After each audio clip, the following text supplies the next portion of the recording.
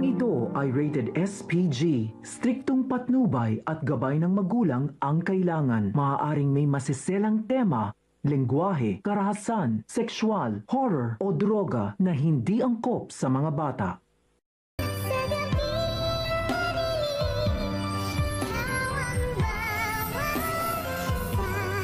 Hello guys, this is Travelers TV.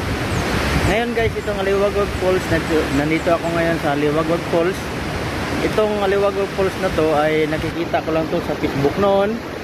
Dito makikita sa Katiil, Davao Oriental. So ngayon ay nandito na rin ako sa mismong location ng isa sa mga sikat na falls dito sa Katiil, Davao Oriental.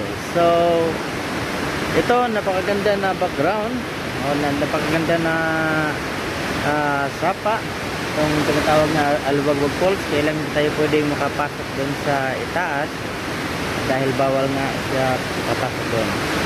So ito ating titingnan, makikita naman po natin.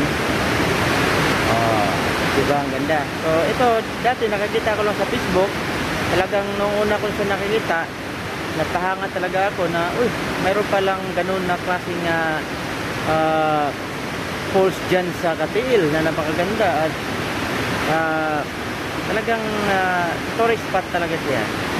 Noon talaga pwede daw maligo dito, pero buhat nung nagkaroon ng pandemya, so binawal nila at